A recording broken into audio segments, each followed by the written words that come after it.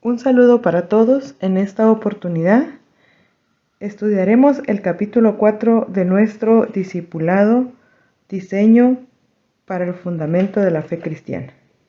Este capítulo nos permitirá abordar el tema acerca del Espíritu Santo dentro de nosotros. Como pudimos ver en el capítulo anterior, pudimos hablar acerca de Jesucristo y culminamos hablando de su resurrección.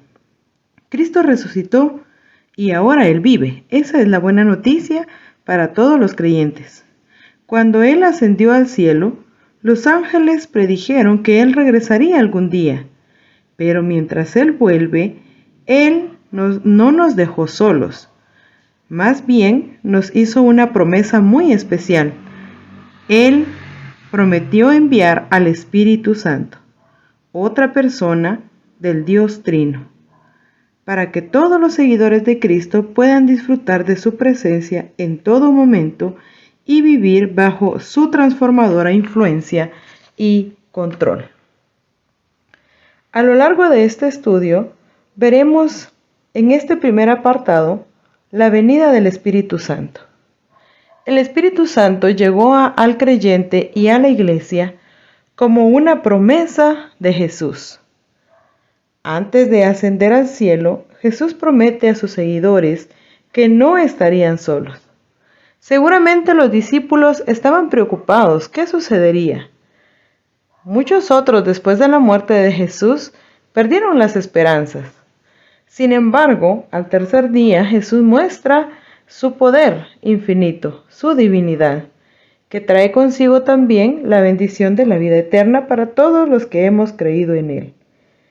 Pero luego de la resurrección de Jesús, esta promesa tan especial de la venida del Espíritu Santo se hace posible a través de la fe de quienes creían en Jesús. Hechos capítulo 1 y capítulo 2 nos dan un amplio relato acerca de la llegada del Espíritu Santo a la vida de los discípulos. Muchos estaban reunidos y el Señor se derramó sobre ellos.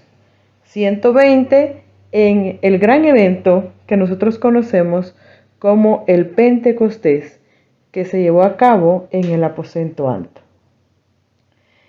En el Evangelio de Juan, en el capítulo 14, podemos ver muchas de las promesas que Jesús nos hace. Él nos promete que podemos confiar en Él, que Él nos prepara un lugar, que podemos pedir lo que nosotros deseemos y Él lo hará.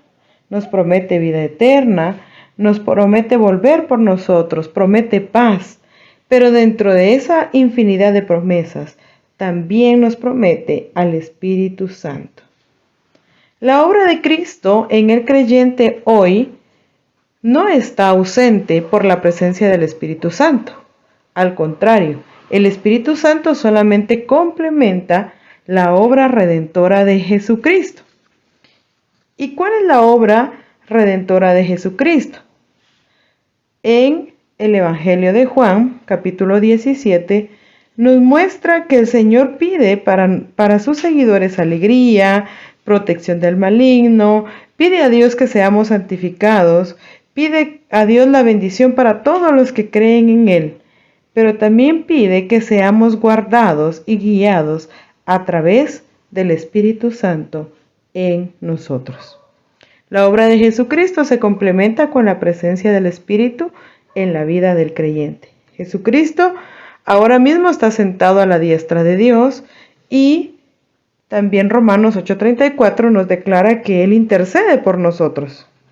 Pero esa intercesión que se hace en el lugar celestial se complementa con la presencia del Espíritu Santo en la tierra y en el corazón del creyente. El Espíritu Santo mora ahora en el creyente. Es cierto que el Espíritu Santo mora en nosotros. Y Romanos 8:9 nos declara que todo el cristiano recibe el Espíritu Santo. Y con mucha sutileza también Pablo declara que aquel que no ha recibido el Espíritu Santo entonces no es un creyente verdadero. Esto significa que cuando nosotros recibimos a Jesús, creemos en Él, el Espíritu Santo llega al corazón del creyente. Primera de Corintios, capítulo 2, versículo 12, nos declara que Dios nos dio de su Espíritu para que nos acompañara a lo largo de nuestra vida cristiana. Desde el momento en que nosotros recibimos a Jesús, el Espíritu Santo se convierte en nuestra compañía, en el que nos dirige. Pablo también en 1 Corintios, capítulo 3, versículo 16, nos declara que es el Espíritu Santo el que nos invita y nos ayuda a imitar a Jesús en su conducta. Por otro lado, en la carta que Pablo le escribe a Tito, en el capítulo 3, versículos 5 y 6, nos declara que somos salvos por el Espíritu Santo en nosotros. Y una alegre afirmación que Pablo hace en este mismo pasaje es que el Espíritu Santo nos da vida. Y estamos hablando de una vida espiritual. Todo maestro, todo creyente, toda persona que se acerca al Señor, primero debe creer que existe, debe de tener fe en Jesús y en su obra redentora, pero también debe aprender a vivir bajo la guianza del Espíritu Santo. Debe buscar cada día la presencia del Espíritu Santo, porque el Espíritu Santo es el que transmite vida. Dios ha enviado a su Espíritu para que habite en el creyente, por el simple hecho de que somos sus hijos. Si usted recuerda, en el primer capítulo hablamos de esa gran verdad de ser hijos de Dios, nuestra identidad en Dios. Él nos ama, y porque Él nos ama, nos ha dado a su Espíritu para que nos acompañe a lo largo de nuestra vida cristiana. ¿Y qué es lo que el Espíritu Santo hace en nosotros? Podríamos decir en una sola palabra, el Espíritu Santo es nuestra guía. Podemos observar a lo largo de la Escritura cómo el Espíritu Santo nos guía. El Evangelio de Juan, capítulo 14, versículos 25 al 27, nos declara que el Espíritu Santo recuerda, trae a memoria las verdades de Jesús. El creyente que es guiado por el Espíritu Santo recuerda las verdades de Jesús, no por sí mismo, sino por la presencia del Espíritu Santo en él. Juan 16, del versículo 7 al 8, también nos declara que el Espíritu Santo es el que convence al mundo de los errores. Y me atrevo a decir que no solo al mundo, aún a nosotros como creyentes, cuando estamos cerca de equivocarnos o cuando nos hemos equivocado, el Espíritu Santo es quien nos convence de que hemos errado, de que estamos lejos del Señor. Y en otras versiones bíblicas nos habla es el que convence de pecado y de juicio. También Juan 16, versículos 12 al 15, nos dice que el Espíritu Santo es el que nos guía hacia la verdad encontrada en la palabra de Dios. Pablo lo afirma en Efesios 6:17. El Espíritu Santo nos enseña y nos comunica esa verdad a través de la palabra de Dios. Eso significa que como creyentes debemos de acercarnos a la palabra de Dios para encontrar la verdad. Nuestra Biblia debe de ser nuestro referente de verdad, nuestro referente de acercamiento y de conocimiento de Cristo y su obra redentora, de Dios y su amor profundo, y del Espíritu Santo y su guianza. Cuando Jesús da la promesa del Espíritu Santo en Hechos capítulo 1, hace dos afirmaciones muy importantes.